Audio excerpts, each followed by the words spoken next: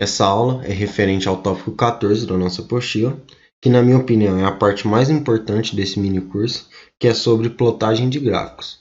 Vão ser divididas em duas aulas. A primeira é sobre gráficos em 2 dimensões e a segunda é gráficos em 3 dimensões. Vamos começar essa aula, que vai ser sobre o gráfico em 2 dimensões. E primeiro, vamos apresentar a função mais utilizada para plotar um gráfico na forma contínua, que é a função plot. Vamos ver na prática. Primeiro, vamos declarar o nosso ponto das abscissas, ou seja, do eixo x. Vamos começar do 0 e até 10, por exemplo, com incrementos de 0,01. Em seguida, nesse exemplo, vamos plotar o gráfico da função seno. Para isso, nós precisamos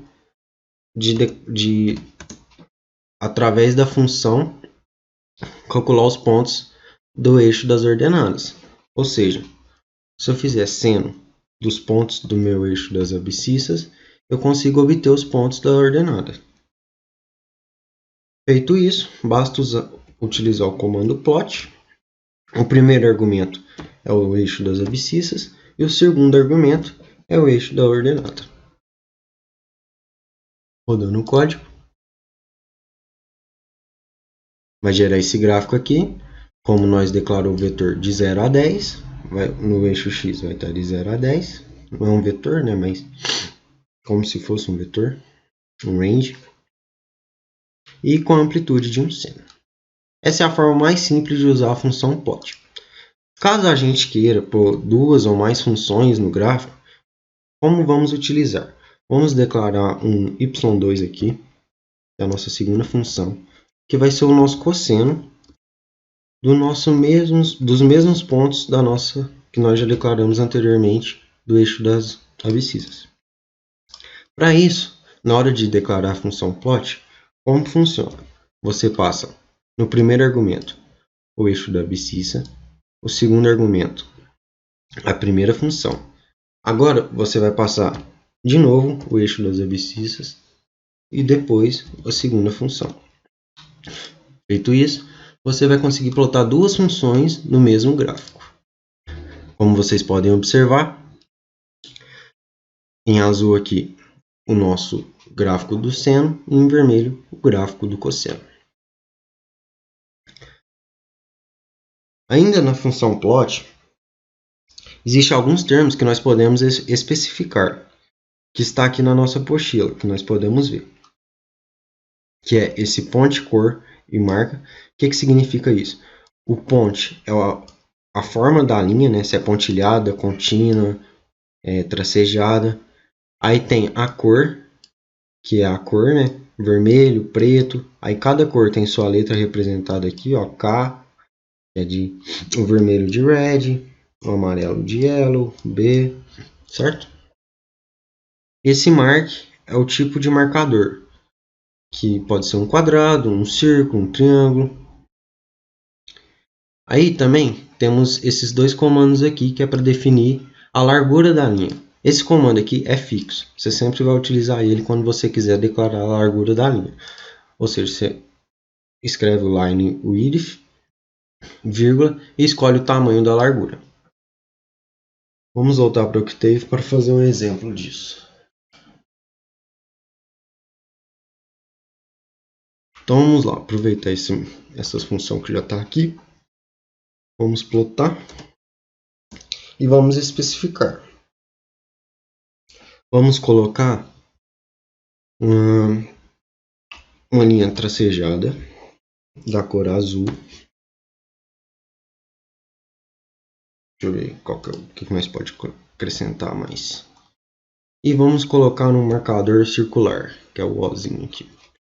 Então, ficou linha tracejada, a cor azul e um marcador circular, certo? Agora, vamos definir a largura da linha. Primeiro, line width E agora a largura da linha. Vamos pôr 3 para ficar mais grossa. Quando rodarmos aqui, ficou assim porque tem muitos pontos. Então vamos diminuir um pouco nossos pontos aqui. Vamos diminuir aqui para 0,5. Vai dar para ver melhor os pontilhados e os pontos.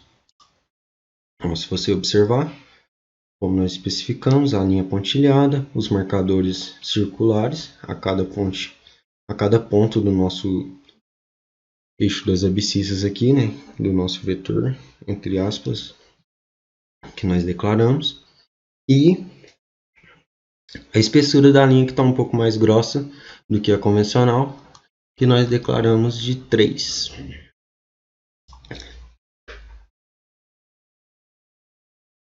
Agora, vamos apresentar algumas funções de organização do seu gráfico.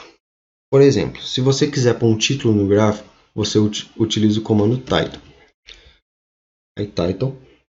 Aí você abre aspas simples e escreve o título. Vamos pôr aqui gráfico cena. Fecha. Pronto. Também podemos colocar uma legenda no gráfico. Exemplo. Vamos voltar para aquele exemplo que nós tínhamos duas funções, que é a seno e a cosseno.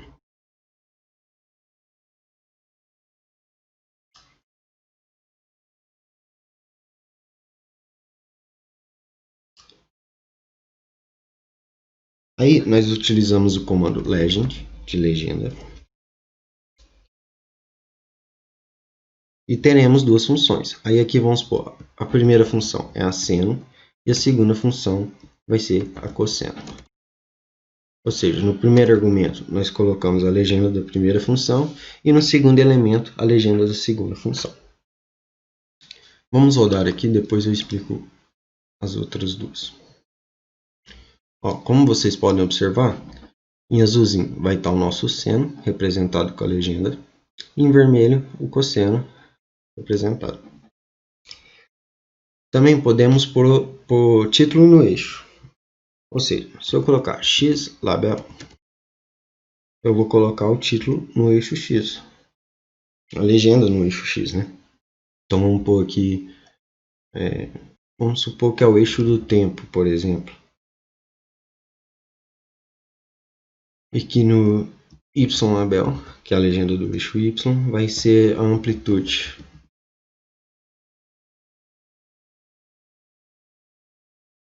Vocês puderem observar, aqui na legenda do eixo X ficou o tempo, e na legenda do eixo Y ficou a amplitude.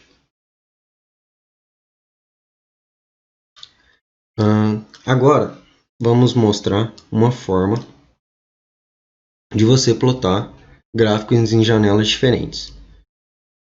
Ou seja, vamos plotar dois gráficos em janelas diferentes. Para isso, você utiliza o comando figure.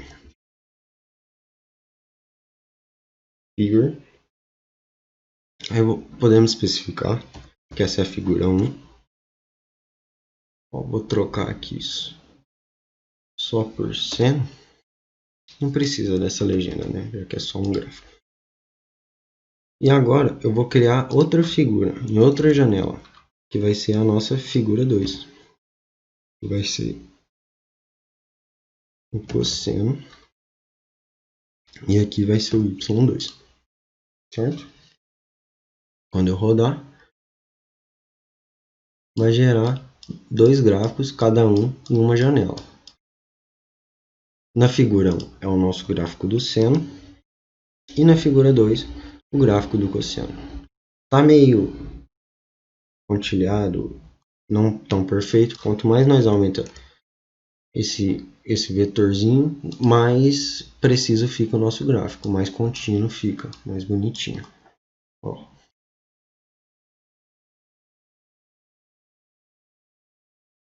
Para plotar em janelas diferentes é isso. Agora iremos apresentar para vocês como printar na mesma janela diferentes gráficos. Para isso, utiliza-se o comando subplot, sendo que no primeiro argumento você vai passar o número de linhas que vai ter na sua janela. Vamos supor que vamos printar dois gráficos. Então vamos ter duas linhas para printar um embaixo do outro, uma coluna e por fim a posição referente ao plot que você vai realizar em seguida. No caso aqui vai ser a primeira. E na segunda aqui, subplot, vamos repetir duas linhas, uma coluna, só que agora a posição 2. Quando rodarmos aqui, vai printar um gráfico embaixo do outro, certo? Agora vamos supor que a gente queira printar 4 gráficos, 2 em cima e 2 embaixo. Então vamos copiar aqui. Então vai ter duas linhas, duas colunas. E aqui vai ser o terceiro gráfico e aqui o quarto gráfico. Quando eu rodar, vai gerar os 4 gráficos. É isso. Basta lembrar que a primeira posição é o número de linhas, a segunda o número de colunas e a última a posição que você vai plotar seu gráfico. E é isso. Da função plot, acho que deu para explicar tudo, bem detalhado. Agora vamos apresentar outras formas de você criar o gráfico. Também temos a função que chama semilog. Aí temos a função semilog de x e a semilog de y. A semilog de x ela vai criar uma figura na escala logarítmica com o eixo x. E a semilog y vai criar uma figura com y na escala logarítmica. Então, vamos plotar a semilog x aqui e vamos plotar, vou apagar essa aqui, vamos pôr aqui no título, semilog x. E essa aqui vai ser a semilog y. Semilog y x, y. Vou voltar aqui para 2. Vamos rodar aqui. Como vocês podem observar, no primeiro gráfico aqui, criou um gráfico com o eixo x na escala logarítmica. E o segundo criou um gráfico com o eixo y na escala logarítmica. Se vocês puderem observar, gerou dois gráficos. Aqui está mais ou menos não, aqui está em π. E aqui é a repetição desse gráfico, por se tratar de uma função periódica. Também, eu esqueci de plotar, mas podemos plotar junto aqui. Temos a função 3, que é a log. O que ela faz? Ela plota os dois eixos na escala logarítmica.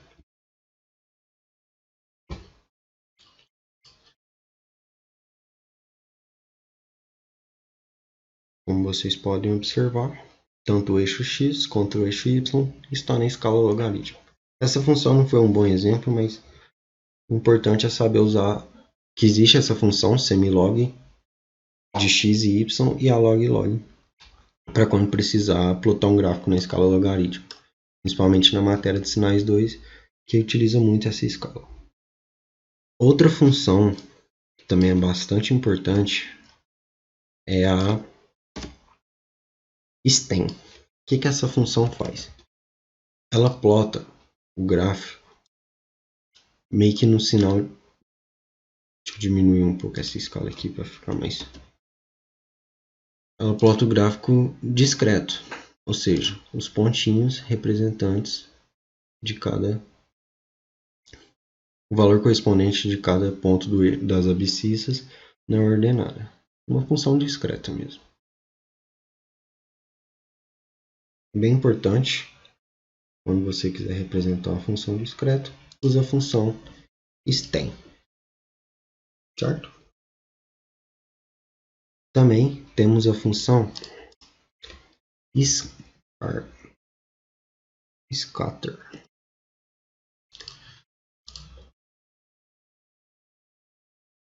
Como vocês podem observar, é parecido com a função stem, porém não tem os tracinhos ligados do eixo das abscissas até o ponto, que às vezes facilita a visualização do gráfico.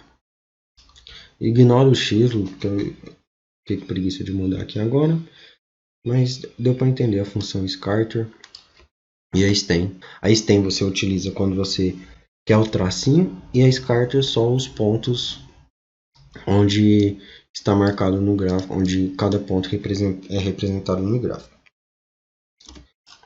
Agora eu vou apresentar para vocês algumas funções para plotar gráficos um pouco diferentes da que nós estávamos vendo até agora, que são elas os histogramas, o gráfico de barras e o gráfico de pizza. Primeiro vamos começar pelo histograma. Inicialmente eu vou fazer a entrada de dados, porém esses dados estão no formato do Excel. Para você conseguir importar dados do Excel para o Octave, primeiro você vai ter que usar esse comando aqui, package load IO, que é para importar essa biblioteca IO.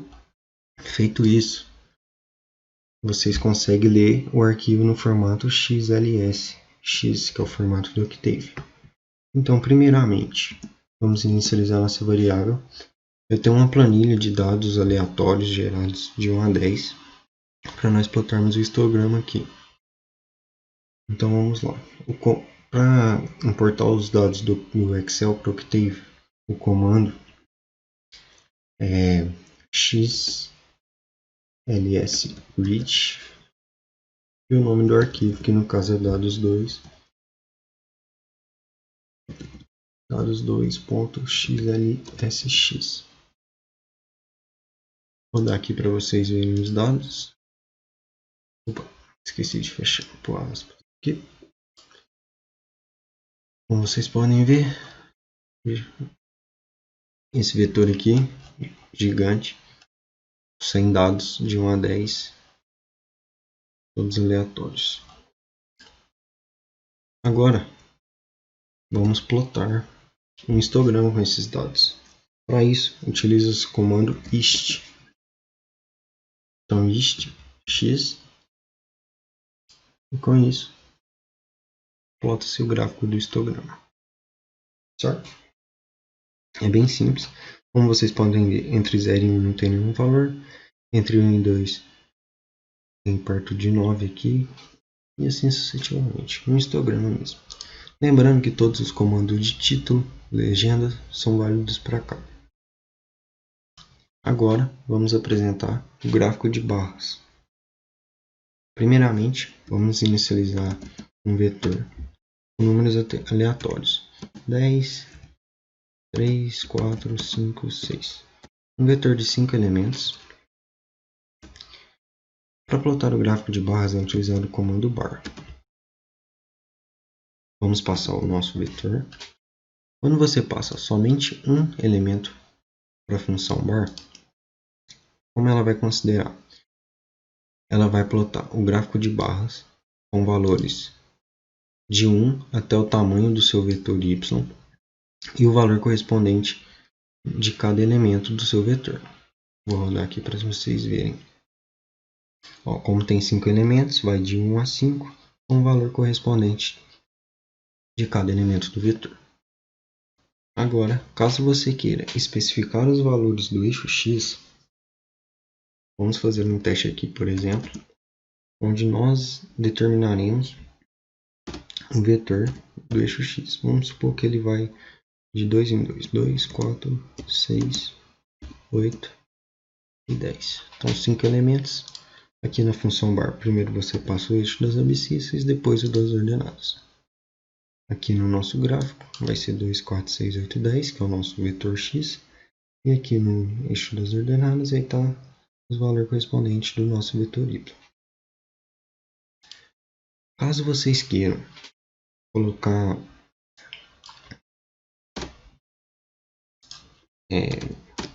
Caso vocês queiram colocar um nome correspondente, uma letra, um texto, vocês vão utilizar o comando set.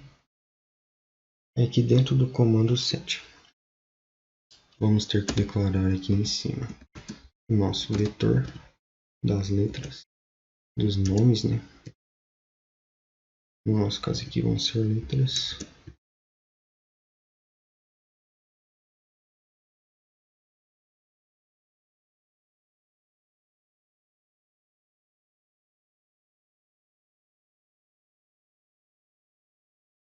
Feito isso, aqui no comando set vocês vão escrever os comandos GCA. E aqui vem X, tic, label. Em seguida, você vai passar o vetor dos nomes. Quando você rodar o gráfico, aqui no eixo X vai ficar o seu texto e no eixo Y vai ficar os valores correspondentes no vetor. Certo? Então, set, GCA, X stick label e passo o vetor com os nomes.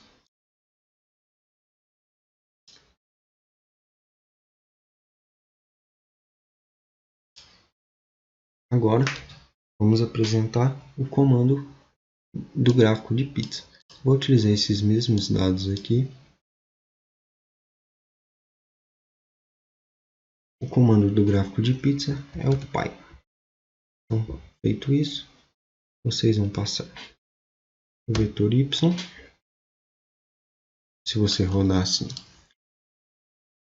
vai formar um gráfico de pizza correspondente a esses valores aqui. Aí ele faz um cálculo aqui para ajeitar, tipo assim, 10, faz uma comparação entre 100%, né? Então 10 em relação a 3, tipo isso. Então ele faz uma regra de 3, soma todos, igual a 100%, quanto que vale 10, quanto que vale 3, certo?